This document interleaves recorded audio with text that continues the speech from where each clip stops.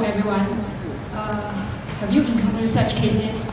On a sunny Saturday afternoon, you've done all your homework, so you're just sitting here and playing video games.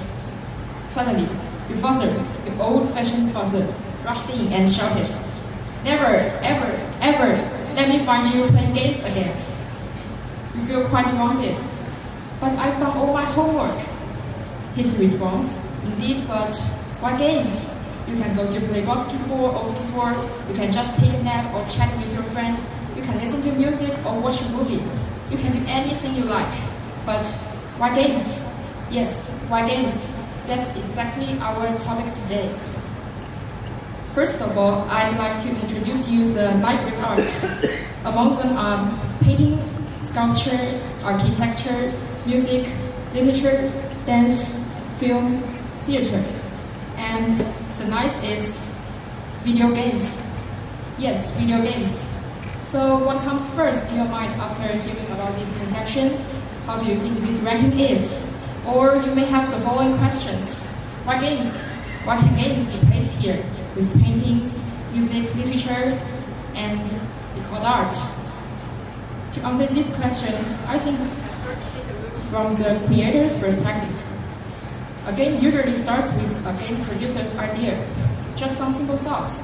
Maybe it's to let everyone experience fun and excitement through an adventure, like The Legend of Zelda. Or maybe it's to let players relax and feel the simple, pure beauty by simulating a rural scene, like Stardew Valley. Or maybe it's to let players build their own dream world freely, like Minecraft. The game producers starts with this original idea, kick off a project, and gather people to make that idea come true. That's how game development team is born. This team involves a great number of technical experts from various fields, maybe including graphics programmer, motion capture actors, QA testers, all kinds of people, but everyone's doing their best to complete their part, just to make the game as perfect as it can be. The 3D modeler, just like a sculptor, may tweak the curve of a neon sign 100 times over, day after day, to make sure that the world you step in feel real enough to touch, cool enough to belong to. The musician, or the composer, just like a musician, may write and rewrite a single melody dozens of times until it captures the exact feeling, the feeling of intense and fierce, while you're fighting against the doctor stumbles in the game. The narrative designer, just like a writer, may drill on a few words in a dialogue, spending days and nights turning them over in their mind to let us feel the vivid personalities of the characters. So we can feel that, at least in terms of design intent and creation, the game creators, just like other artists, pour a great deal of painstaking effort into the process. And when their work reaches us, the players, we don't just watch from a distance, we step inside.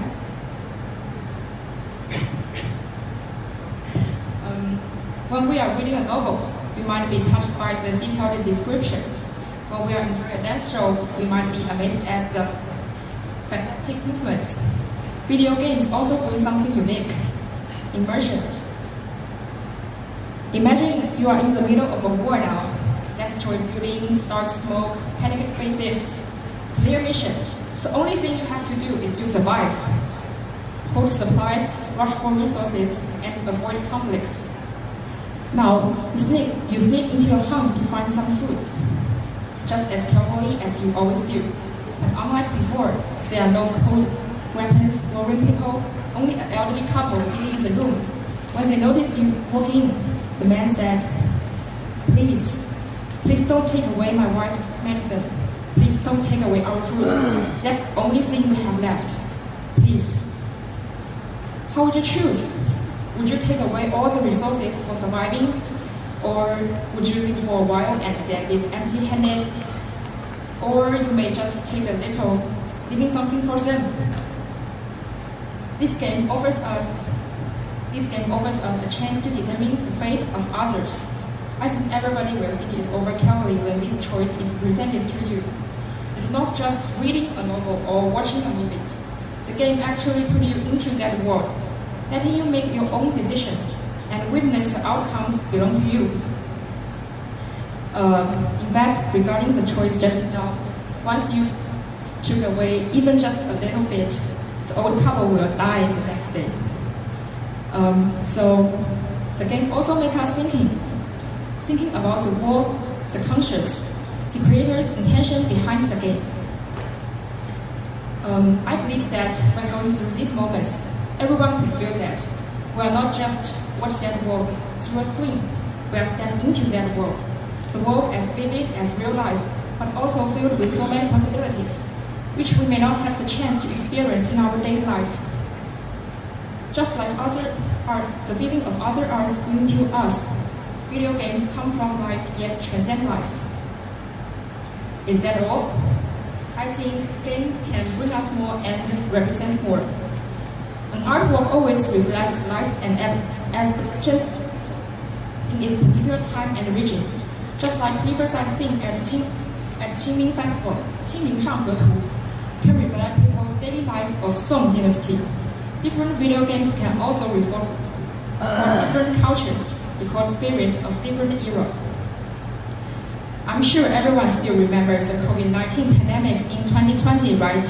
Each of us were isolated at home. Even going out is a luxury, let alone meeting friends. Luckily, there was a game at that time, Animal Crossing: New Horizons.